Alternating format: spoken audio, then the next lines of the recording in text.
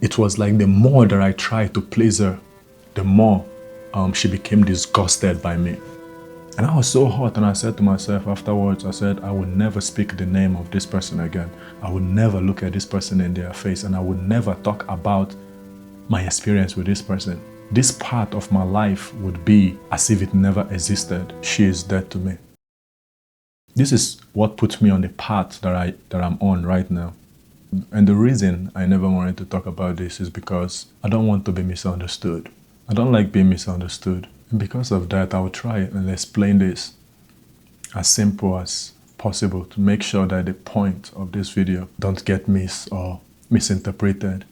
I was 19 years old when I got married at the end of 2018, and she was 20 years old. We met on Instagram when I was still in high school.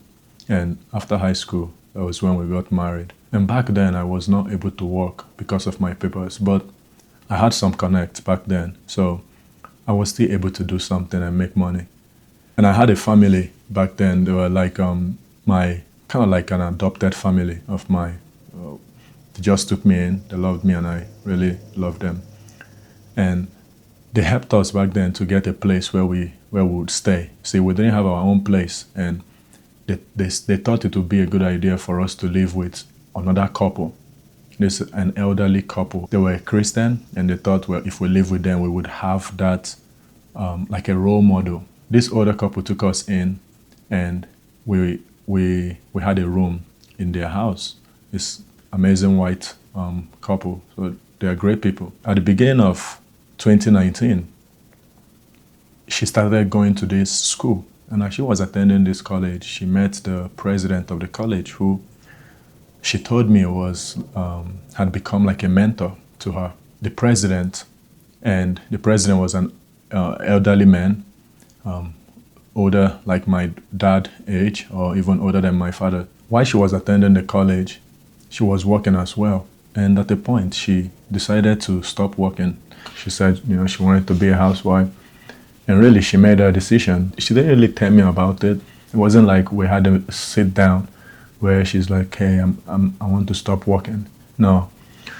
One day, she was at work, and they had like this shootout.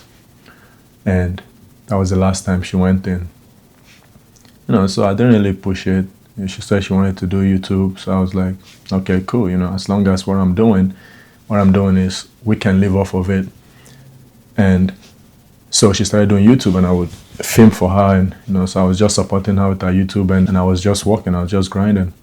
Second year was tough because the second year I felt like, when you're dating someone, it's different. But the moment you marry them, things change. You start seeing things. I guess you just start seeing things up close in a totally different way. But it was cool. We passed that stage, and everything went back to normal.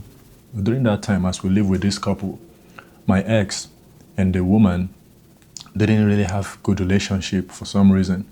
And I remember one time the woman kind of called a meeting with her husband and me and my ex, to address the tension between two of them. And I remember her saying to my ex if she can try to be more like me because of her demeanor and the way she carries herself is a bit too heavy in the house, or at least between both of them. Now, I didn't really like that because when you compare someone with somebody, that usually is not being taken well. So I didn't really like that she said that, but I didn't really say anything about that. And her husband didn't say anything either. The husband, when I tell you, this couple, they were great. But when we moved into their house, we were supposed to stay in one of the guest rooms, but the guest room back then was not ready.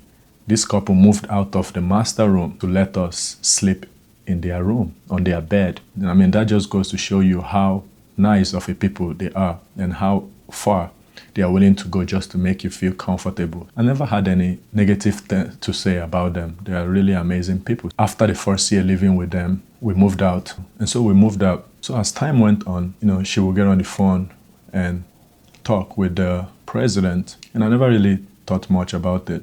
And one day she told me that she was supposed to go have like a meetup at a cafe with him one morning because back then we had one car. And that didn't really sit right with me. And so I said, no, well, he's just a mentor to me. He's just a mentor to me. What's wrong with me meeting him? He's a mentor. He gives me good advice. I said, well, I'm your mentor now. Whatever it is, whatever advice you need, you can get it from me. But she didn't go that day. And over time, I come to notice that they were having this conversation and that it was more than just mentorship. As a matter of fact, I don't think there was really no mentorship happening there. When I find that out, there was something more going on between them. That really caught me unaware because I never really thought it's possible for me really to find myself in that kind of situation. And so I couldn't even bring it up to her and I couldn't talk to her about it. And in my mind, I kind of just internalize it in a way. And the people that I have, like my family and the people that have been there for me and for us, and even my mother, I didn't mention it to them. And the reason I didn't mention it to them, what I found out was because I kind of felt a bit ashamed as well.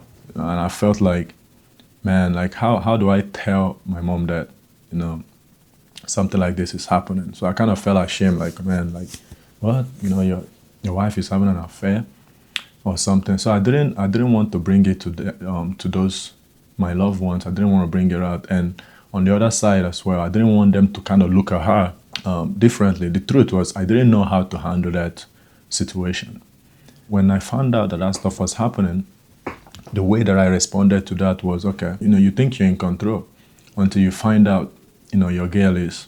See, I can't say you find out your girl is cheating on you, because when I put myself in that situation, I still feel that kind of, man, your girl cheated on you.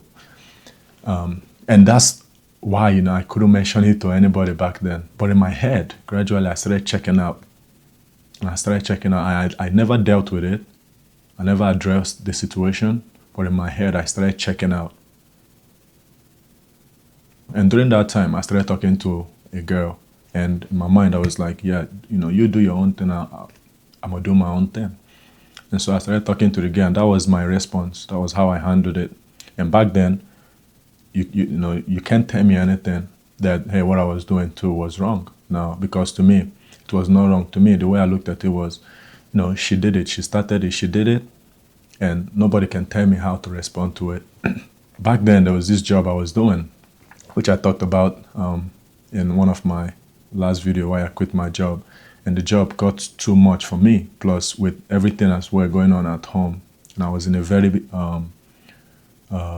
bad mental space. And so I just quit that job. And I quit the job and I told her, hey, I need help a bit. As I quit this job, I'm trying to switch career.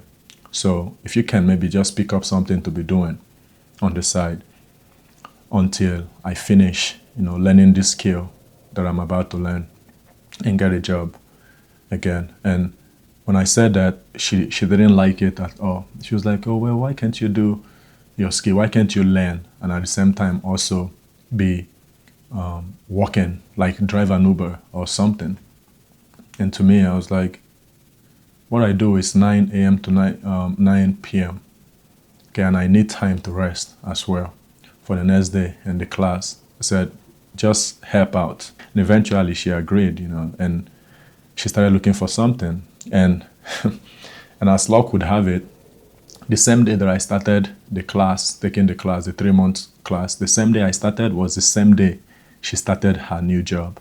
And so she was doing that job during the course of that 3 months. And that was the time when I really saw a different side of her, because I thought everything was cool in the sense of that was when I started seeing issues that wasn't even there, because now she would go to work and I would be at home and I'll be in class studying. This was the third year, middle of that third year of marriage. And all this while I've been the only one working. And so when she started working, I noticed she started treating me differently now that she was working. And I noticed the way she would treat me, like for instance, the car that we had back then, I bought the car and I put her name on the car.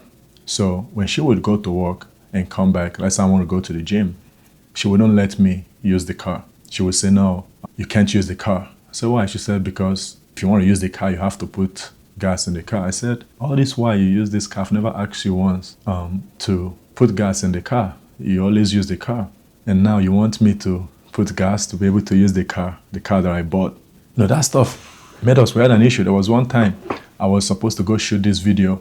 I used to shoot like fitness content back then. I was supposed to go shoot fitness content with some of my friends from the gym. I got dressed and I was about to leave, and she wouldn't give me the key. She's like, no, you have to put gas in the car. And I had to call them to say, hey man, I'm sorry, something came up and I can't make it. I couldn't even tell my friends the reason why I couldn't come, because I was genuinely ashamed. Like, how am I going to tell them, oh, I couldn't come because my wife won't let me take the car?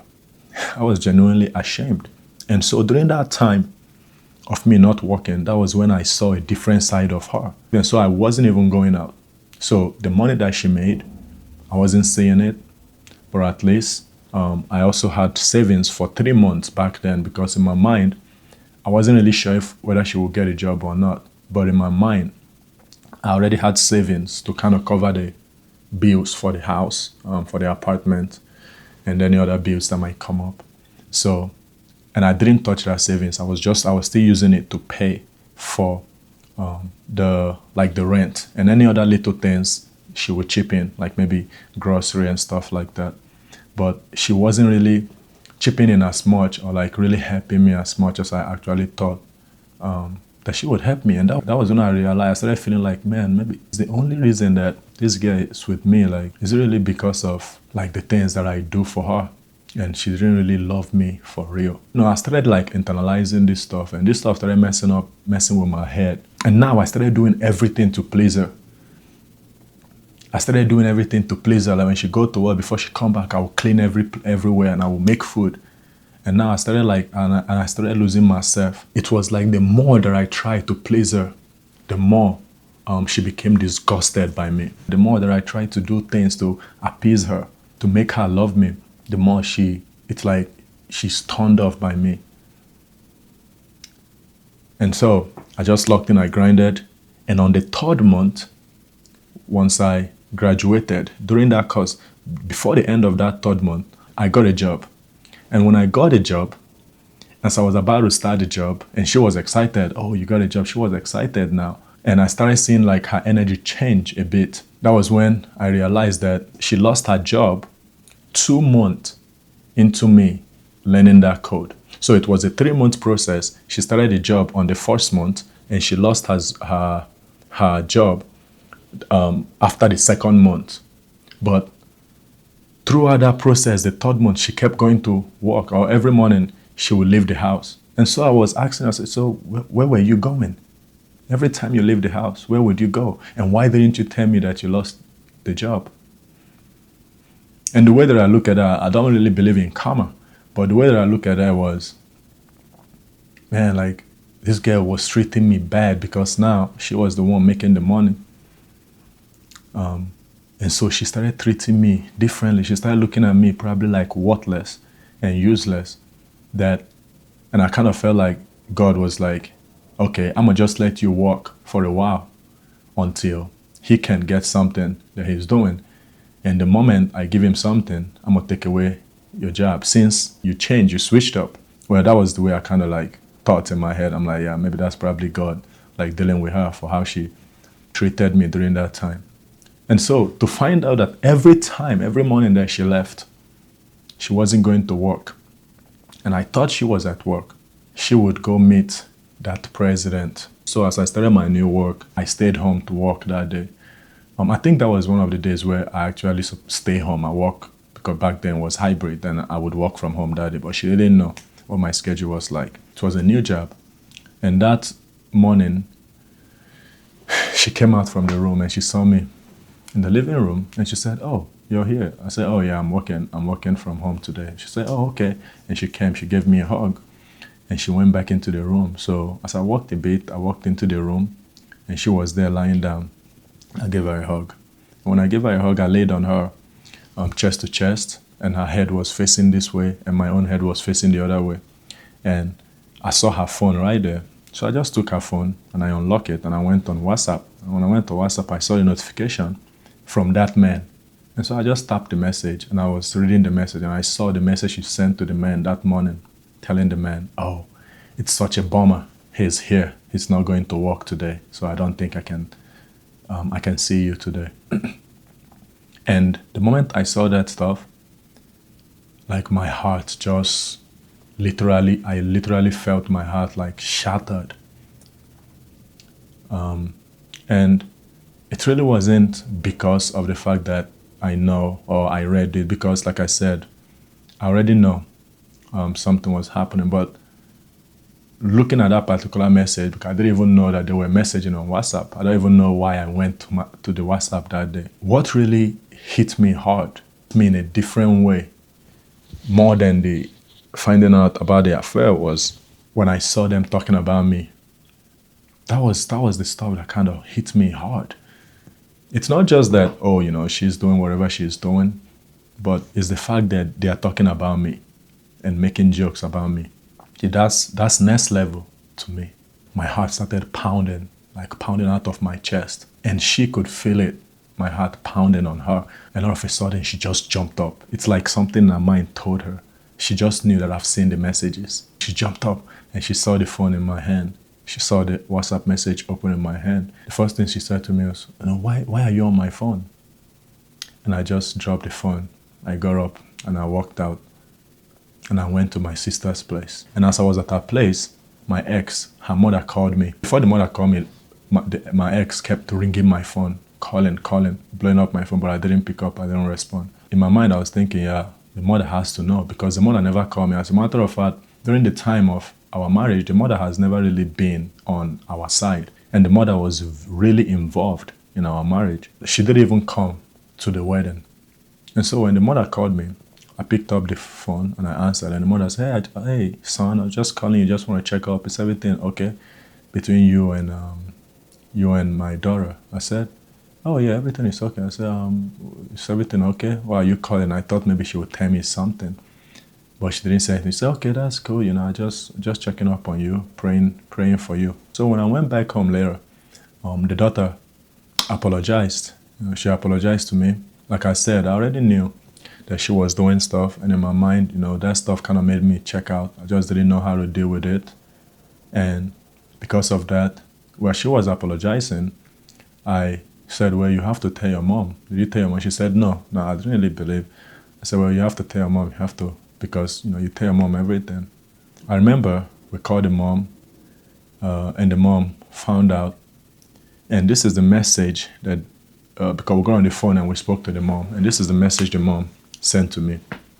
And this is a message the mom sent to me.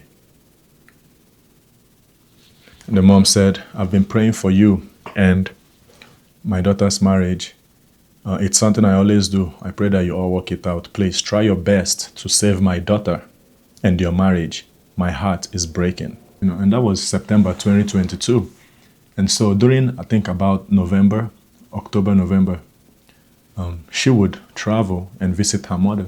And when she visited her mother, and I asked the mother for the address, I said, send me the address so I can send some stuff to her. And my thought process was, when I get the address, I would just mail all of her belongings over there. And I think her mother knew. She had an idea that's what I wanted to do. And the mother was like, what? She asked me what stuff. And this is the conversation. I told her, a camera. I said a camera. I want to mail a camera to her. And she said, I thought she was coming back to you this week. I said, oh no, she never gave me a date. And the mother said, you two need to talk. The mother said, you two need to talk. And so she stayed there, and I think she didn't come back until sometime during that December. She came back during that December. We just carried on. So around February of 2023, and this was the year that we separated. February 6th, I saw this text message of her with her mom. This was the text message she had when she visited her mom, and she was there. So while she was there, she was texting her mom while her mom was at work. And this is what her mom said to her. And the mom told her, hey, I'm not upset with you, just upset at the situation. I don't want you to be with someone who treats you bad. Just wish that the person you want to be with was much younger. So I can see a future with that person for you and love you. I thought to myself, man, what do these people want from me? And I'm like, so you don't want her to be, so you're not even holding your daughter accountable. And when you talk to me, you say, oh, I'm praying for you guys. When you speak to me, you tell me things like, please save my daughter and save you guys' marriage. Thank you so much for taking care of my daughter. But yet, when you speak to your daughter, I'm a bad guy. And that stuff, and it got me confused. And I didn't even know. And mind you, I was dealing this stuff alone by myself because I didn't tell my own family about this. I didn't want them looking at her in a different way, that let's say if something were to change, like you can't clean their heart or their mind. You can't wipe the things that they know about her. You can't wipe those stuff away from their memory. That stuff later came back to bite me. If you're watching this, you have to know, if you're ever in a situation like this, or you find yourself in a situation, in a relationship where something is happening, you know it's not right, there have to be a few trusted people. People that you know really care for you guys as a whole. Not somebody that would give you bad advice. But you need to tell somebody. Somebody else need to know what's going on, what you're going through. When I saw this text message, I sent it to her mom and I said, I am so disappointed with you. You tell me one thing, how would you as a mother condone what your daughter did? When you speak to me, you condemn it. But when you speak to her, you say, I'm not mad at you. I'm just mad at the situation. So your only issue was that the man that she was messing around with was your age or older than you. That was your only issue. All I want from you is just help us to go our separate ways. I'm here if you want to talk, but I don't think there is anything left to be said. And she never called me. She never responded to that text either. So as all of this stuff was going on, I remember coming to her one day and I said, look, let's get a divorce. And the reason I said it, the truth is this. It wasn't really because I meant it. We live together just like roommates. Nothing happened, we don't speak to each other. And that stuff was really getting to me. I didn't like that. It's like, you're in a home with somebody that you know you love. You know you actually care for that person. But you're not speaking to them because of pride. You're not speaking to them because, like, to me, it's like, if I know that you did something wrong, I'm not going to speak to you. You have to apologize, and it's pride, But that was how I used to be, and I used to hold grudges. Like, you did wrong, you're in the wrong. I'm not going to speak to you. And she as well, I guess there was also pride in her heart that she didn't want to apologize. And so to me, I was like, man, no, you're in the wrong. Why? You're in the wrong and you can't apologize. And so I went there and I told her, I said, we should probably get a divorce. And I said it to see what her reaction would be. But from my own point of view, I think when she had it, she actually thought I meant it for real. And so she said, okay, well, but I would take the car. I'm the one who bought the car. And I use their car for work. You take anything else, but not the car. You can't take the car. And she said, no, I want the car. So I said, no, you're not going to get the car. Then she came up to me, and I think it was the next day, because that was on a Sunday. So she came up to me the next day, which was a Monday, because I was working at home that day. And she said she wanted to go out with the car. She wanted to go somewhere. I said, where do you want to go with the car? She wouldn't tell me. She said, I just want to go somewhere. And in my heart, my gut, I felt like if she left with the car, she wouldn't come back with the car. So I said, no, I'm not giving you the key. And so she tried to drag the key from me, but she couldn't get the keys. And she went inside and my phone rang. It was her mom, and her mom called me. Do you know who her father is? Now I know her father personally, and her father is a great guy. But obviously the father and her mother, they were not together. So she said, do you know who her father is? The father is going to do this to you, blah, blah, blah. And I hung up. And the next thing, I had her in the room speaking with her mom. I was just focused walking. And the next thing I had on the door, boom, boom, boom, boom, boom, boom. Well, I looked at the door. She ran out of the room and she went to the door. She opened the door. And I looked and I saw this man and a woman in a police uniform. And they asked for me. They said, hey, can you come, please? And I went to them. I said, what's going on? They said, yeah, what's going on? I said, I don't know. You guys tell me what's going on. Why are you guys here? And she started telling them, and they asked. So she started telling them, yeah, I wanted to go out, and he wouldn't give me the key, and then he choked me on the wall. He pressed me against the wall. And so when I had that, I was speechless and I couldn't say anything. I couldn't even defend myself because I was so shocked. I was so shocked, and in my head was just trying to process the whole thing and I was thinking to myself, she just lied. I looked at her, and in my mind, I was trying to process this stuff. Like, this girl hates me, like, for real. This girl hates me and she wants to destroy me. That was how I interpreted that in my head. And I couldn't say anything to the cops. And I was just thinking, all this thought was just going through my mind because, see, it's one thing for somebody to lie or maybe, say lie. We call some things, harmless lie. At the end of the day, a lie is a lie. But you know how you have certain scenario where somebody tell a lie, but the lie it's like, the lie is not really to ruin your life. The lie is not really to hurt you personally. But this type of lie, the way I looked at it is like, no, this is a lie to ruin my life. This is a lie with an intent, with a harmful intent behind it. And obviously, I told the cops what happened. And I guess the cops saw that there was really, nothing there. And so they just told me, okay, please, who have the car? I said, it's me, I bought the car. And they said, well, did you add her name to the car? I said, yes, I added her name to the car.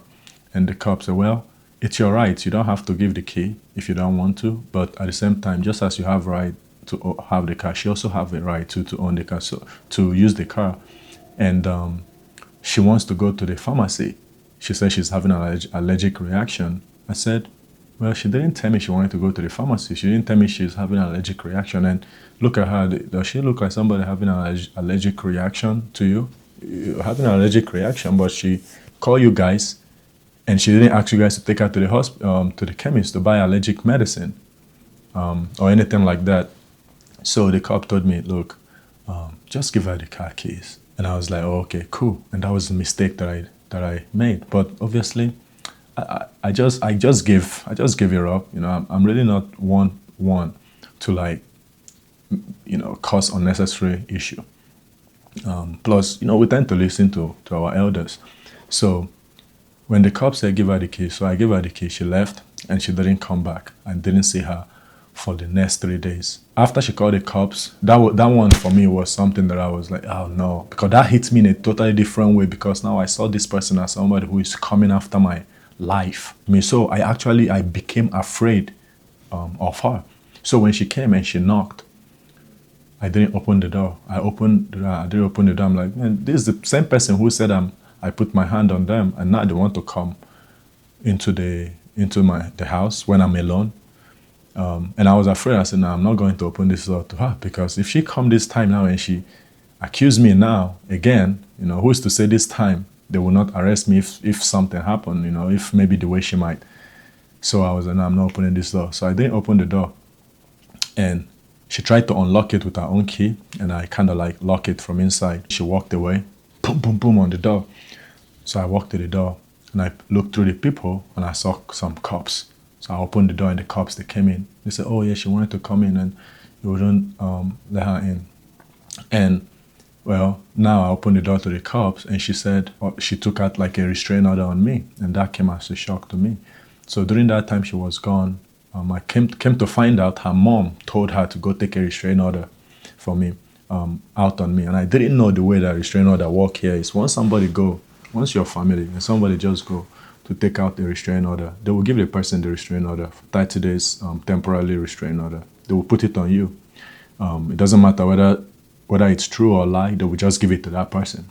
And that's something that they do to kind of like be cautious. That's one thing that don't sit right with me, the way that, the system can actually be used in such a way, like a weapon. But that's a different stuff. The cops, they had that she took out the restraining order on me. They were like, okay, has he been served? And she was like, no, he hasn't been served. They were like, okay, well, since we're here, we're going to serve it. And they made a phone call and they got it. And they brought it to me and I signed it. And they called, and so I called one of my friends to come. And so one of my friends came over, pulled up, and the cop were like, yeah, you have to leave. I said, what do you mean I have to leave? They say, yeah, like because she took out the restraining order out on you and you guys are family, you guys live in the same house, you have to leave the premises. And I said, what? I said, okay, what about my car? They said, yeah, you can't take anything. You can only take maybe your like some toiletries, like your toothbrush, and also maybe a few clothes, but you can't take any furniture, you can't take any equipment, anything out of this stuff. So the only thing I took was my work laptop and toothbrush and a backpack with just some pants and shirt. That was all I took. And just like that, I lost everything. I called my sister. Now I told my sister. Now she know everything happening. See, all this while I haven't told anybody anything that was happening, but now I can't hide it no more because I don't have any place to go. She said, yeah, okay, I should come over to her place. So my friend took me to her place. So we had a court hearing and they gave her the restraining order she wanted. And that was it. And that was how that marriage came to an end. Eventually, the restraining order got expired and she tried to go and renew it. And I went to the court and the judge was like, no, it's not happening. The judge refused it. I'm like, goodness, she just wants something. She wanted that stuff to stick on me. And that was how I lost everything, really. My car, everything. Later on, I was able to go and pick up some stuff. They just want you to pick out your personal belongings. When I went back there to grab my stuff, the house was like in ruin. The light was not even on. Looked like the power was disconnected. The only thing that I took was my washer and dryer. That's some good washer and dryer that I bought. I have to take this one. That's actually what I took from the house that I actually still have with me up to today. I took one of the mattresses because we had two mattresses, so I took one. But even the one I took, I no longer use it. I think I took it to my sister's house. And when I was living there, I told her to just sell it. Or she can have it if she wants. She didn't want it. So I told her to sell it if she wanted to sell it. Yeah, and I also skipped a part. And the part I skipped is this. During that time, I was doing my own thing. And when she found out, I didn't really care. So what she did was she went and she called my mother, like my American family. So she told her, and in my mind, my thought was, why don't you tell her that you started it? Why don't you tell her about your own? Even though she told Mama about me. See, I never mentioned what she was doing. Still, I still couldn't bring myself to mention what she was doing. So I didn't tell them. I didn't tell Mama about everything that was going on. I just listened, and Mama just spoke to me, really went in on me. See, went in on me so hard that up to today, we no longer have a relationship. I no longer have a relationship with that family no more. Like when that marriage came to an end, my relationship as well with that family, who I used to know them before I even got married. And I used to be cool with them. I would spend Christmas with them and all of those things. Even her sons were like siblings to me, brother and sisters. That's what we call ourselves. And I love them, and I still love them.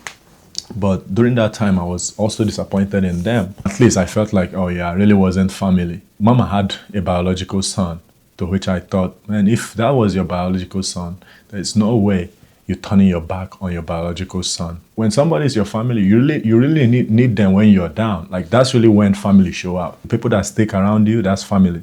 So, but when I was down, the person I call Mama, the person who called me son, didn't really treat me. They didn't stick by me. And that's why I say, whenever something is going on in your own relationship with your family, you have to tell the people that are really in there. You just have to let them know.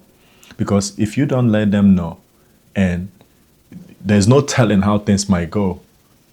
And when the other person speaks, you say, now you can't come out now and say something. Because now it'll be, you're only saying it now because the person is saying something. Why didn't you say it? And it might make you, even make you look worse. Because why didn't you say something all this while if it's true, if that stuff was happening? And this is what I want to tell you guys, my brothers.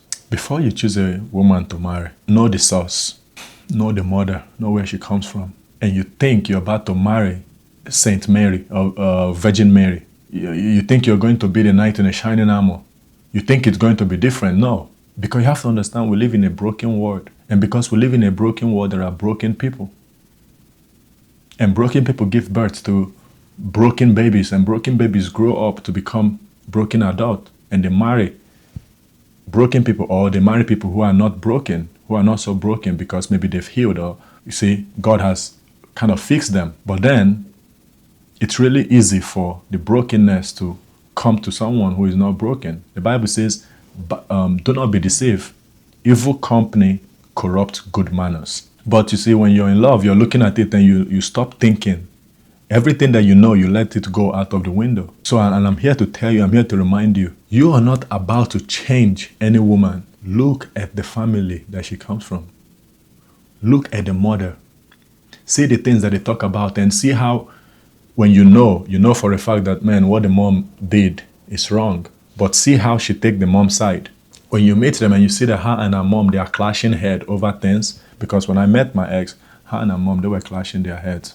And when she came over, her and her mom relationship got fixed. And now, her and her mom, I'm the one who basically, they both always talking about. The mom is no longer the bad guy. Now I'm the bad guy. And so everything the mom knew about me was based on the complaint and everything that the daughter tells her. So don't deceive yourself. Know the family, know the sisters. No, look and see the man in the woman's life. Look, if there are any men now, I'm not saying you can't still find a good woman that comes from a home where it's just the mother, or that come from a background where the background is not so great. So yeah, you can. But the only time you can is if that woman is a Christian. And not just a Christian who say, yeah, I believe in God, but you gotta know her cores, her deep cores have to be rooted within the faith. Unless God is the one telling you, you know what, yeah, that person is for you, marry that person, and you know that person come from, you see the mother, you see how they are, you know, you hear the person talk and all those things, but you're like, oh no, this person is different. Unless God is the one telling you to go ahead and marry that person, so you know that, okay, that's your assignment, that's the burden that God has given you to carry. Unless God is telling you to do it, don't do it. If you're dating somebody and they put their hands on you, whether they're a man or woman, they put their hands on you and you're dating them. If you're dating them, you have to leave. And that's the thing, right? Because when we were together, she would put her hand on me. And so I found myself in a situation that I never ever thought that I would ever be in. And I remember one time I was on the dining table and she was upset and she just kept yelling and just screaming about stuff. And I was just sitting on the dining table and I knew she would hit me because of the way her voice and the anger, just the way she was going. I know she would hit me. So I turned on my camera, I put my camera on there and I turned it on. And I told her, I said, look, don't put your hands on me, I'm recording. And I'm telling you, that from behind, get slapped me. And I still didn't tell anybody, I didn't mention it to anybody, I definitely couldn't mention that to my friends. I didn't mention it to my mom. I walked through that stuff alone. And she went through my phone. I found out later she went through my phone and she deleted that video. And she would come back, she would apologize. So when I went through that stuff did something to my own self-image, the way that I look at myself as a man. Bro, my guess slapping me and I can't even do anything. And so, and I know that one is a bit different just because it's in marriage. And so my own understanding and what I would say about that is, if you're dating somebody and the person put their hands on you, leave. Unless God is the one that is telling you, God is telling you for real, this is your own assignment, I've given you, stay here. If God did not tell you to stay, you might as well go buy a punching bag costume and put on. You don't want to get that deep into marriage. And that's the thing, right? Because this person as well, I got married to them quick too. I didn't feel like I get to know them that well. I think you can only know somebody so much when you are dating. That's the truth. Because I think there's also a certain level of change that people experience. And certain things that people don't even know that they are capable of that comes out in marriage. I really believe this. And this is why I'm saying this strongly. Look, don't marry somebody who is not of the same faith. And I'm not saying they have to be perfect. That's not what I'm saying. But I'm saying certain cores, certain belief system of their life has to be so strong and rooted in the faith.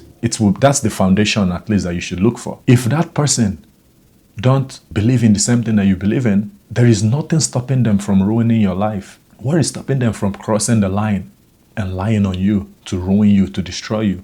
Not saying a Christian or somebody cannot lie, but I'm saying that there are levels to these lies. It's different when somebody lie on you and say, well, you said this stuff to me and you know you didn't say it. And it's different when somebody lie on you and say, you grape them. See, those are two different kind of lies. They don't all come with the same consequences. That's what I'm saying. So what I'm saying is when you put yourself in this situation where you're dealing with somebody who has no fear of God whatsoever, like they don't even think about God in their thought. Just think of that's scary. And that's one thing that I've realized. That's why I see why the Bible says, look, don't be unequally yoked with unbeliever. I think it goes deeper than just because, it's because I think all of these things the Bible says, it's really to protect God's own people. And I'm not saying I'm God's favorite, because sometimes we think that just because somebody wrongs us, God is on our side and God is against them. Like Jonah.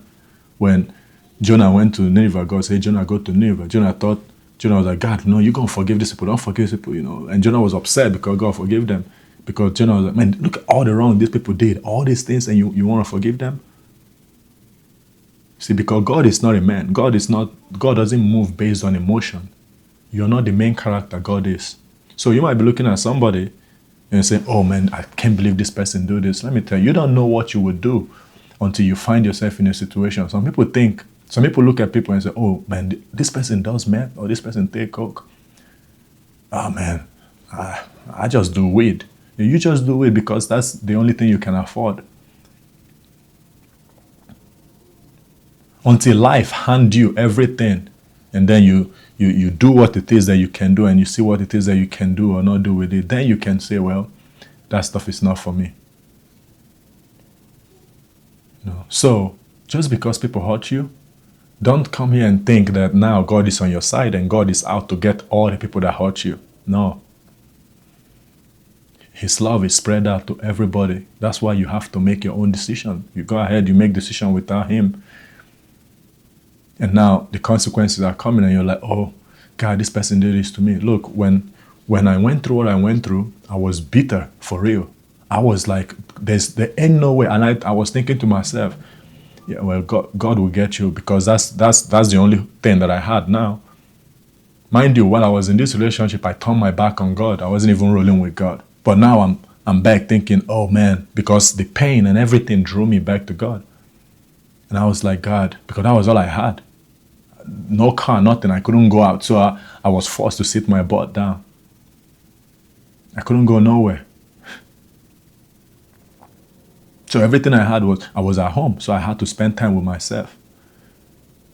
And so in my mind, I was like, God will get them back. God, fight for me. That was my prayer. God, fight for me. God, avenge me. Don't let you know what happened. Because look, it's one thing if I'm beating you, I don't expect you to keep your mouth shut. The difference is I never did any of those things. God, you're going to judge them. But then in that time as well, I started realizing that, you know what, man? I started reading the Bible and I started realizing, I have to forgive this person. I have to forgive this person. Like, for real, I have to forgive them. I started realizing for it, God ain't like against them. I'm not innocent as well in my own things. Even throughout this, I'm not innocent as well. You see, when I was doing my own thing because she was doing her own thing, and in my mind I was like, yeah, nothing, nobody can tell me. I'm going to do my own thing because she's doing her own thing. In my mind, I was right. But I can't come to God and say, God, I was doing it because of them. They did it first. No. It's still me, because how can I do something based off what somebody else is doing? No. So I was still wrong in that situation. And so God would be like, yeah, they did whatever it is that they did to you. You still had a hand in it, because number one, decision made to stuff. You lack wisdom. There was no wisdom. There was not one time that wisdom led you in any of those things. Because I was so focused on my own flesh. I was so focused on just what I see in emotion and things like that. And just not once did I even say, God, not once did I even look and say, God, help, or lead me, or any of those stuff. So I really believe that that stuff could have gone really bad. Maybe made me have a record, or just crazy stuff that could have come out from that stuff. But during that time, I repented, and I'm like, God, man, I'm sorry. And I started seeing my own mistakes as well. And I was like, God, yeah, I forgive this person. And I know I forgive them for real. Because like I said before, I said I will never talk about this part of my life. As I will never ever speak this person's name. I will never look at them in their face. And I was watching a video the other day, and this woman was talking about how the way you know you forgive, you want to know you forgive somebody, is when you can talk to them as if that stuff never happened. When you can talk to them and you don't feel any type of way, that's how you know you forgive them. And I know I forgive that person. I know I forgive her. Because one day I went out and I was about to get into this elevator. This happened this year. I haven't seen this person since that time. And people were standing in front of me and I saw her from behind. I saw her and I just stood there. I was supposed to go into the elevator, but I stood outside.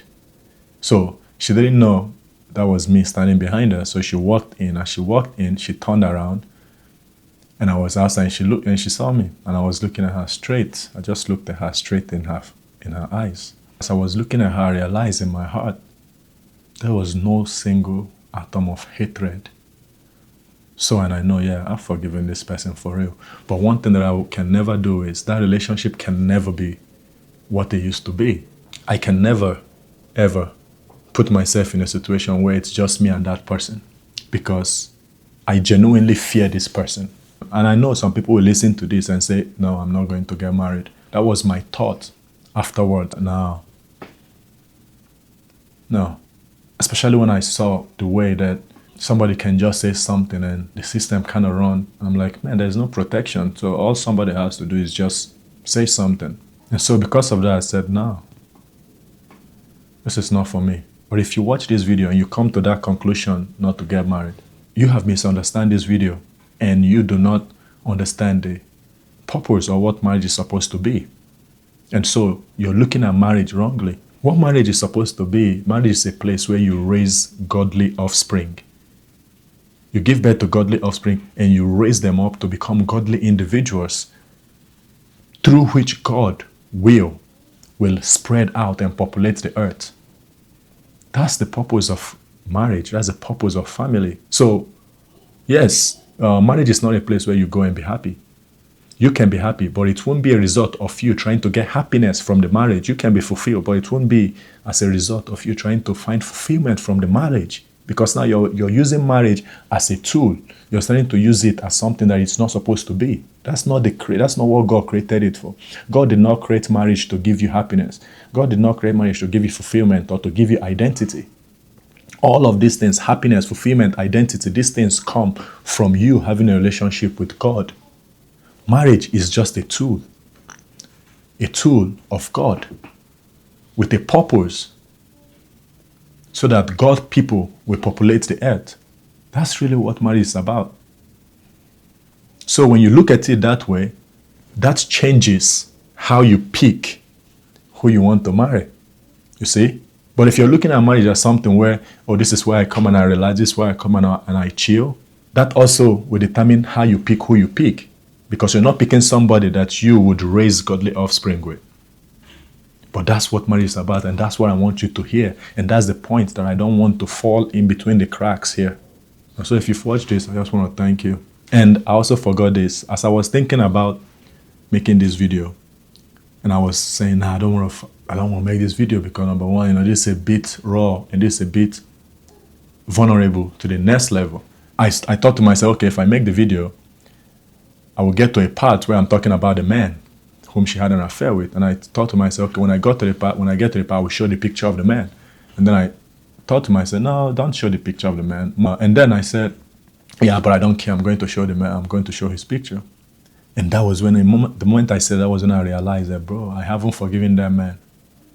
See, all this while I thought I would say, no, I've forgiven everybody. I don't have anything against nobody. But that was when I realized I haven't forgiven that man, because the moment I remember the man, the moment this feeling started coming into my heart, and I was upset. And I was like, oh my goodness, God, I thank you. See, because I'll be praying and I say, man, God, I don't want to hold any forgiveness against anybody. Help me if there's somebody that I haven't really forgiven in my life. Help me. Help me remember. All this while I've been saying this prayer. And I didn't know this. God will use this video to bring that stuff back to my heart and show me, you see, you haven't forgiven that man. And I was like, oh my, that was my reaction. I was in bed at 3 a.m. in the morning. I was like, oh my goodness, God, that's true. I haven't forgiven this man. And the reason why, because most time people say, yeah, it's not the other person's fault. Well, the reason why I really kind of take it personal with the man, because I'm like, no, the man knows she was married. See, because when I was in the world, I've always had like this standard, this personal standard, where it's like, me and the bros were like, no, if she has a boyfriend or she's married, that's a no-no. You don't do it. You don't do that to your fellow man. If she has a boyfriend, you don't do that to your fellow man. So I took it personal with the man, because I was like, no, for real. Like back then, I was like, and I know God helped me too. That back then, even when I wasn't really rocking with God, God was protecting me too, because now I really could have, you know what I'm saying, like make some bad decisions back then. God kind of used these things to remember, oh, you see, you still have unforgiveness in your heart against this man. You haven't forgiven this man. And I got down right there and I'm like, God, forgive me, God. Like, help me, because the truth was like, I'm like, yeah, I have to forgive this man. Thank you, Lord, for revealing this stuff to me. And yes, I want to forgive. That's why, yes, I want to forgive him. But the truth was, I couldn't just say, boom, I forgive him, because, so I had to say, God, you know what? I forgive him. I said it in my mind, but I don't really feel like it. So I said, God, please help me, because for real, I really, I know like, you forgive me too. And I know I know you want me to forgive him, and I forgive him. If you have somebody in your heart too, God might be telling you through this video that, you got to forgive. You have to forgive your father. You have to forgive your mom. You have to forgive whoever have hurt you, and know that, look, we are all broken. And no matter how you tell your story to somebody else, you're the villain. You're the villain in the story. And it's the thing that's supposed to break you down that God can actually use to build you up. Thank you for watching.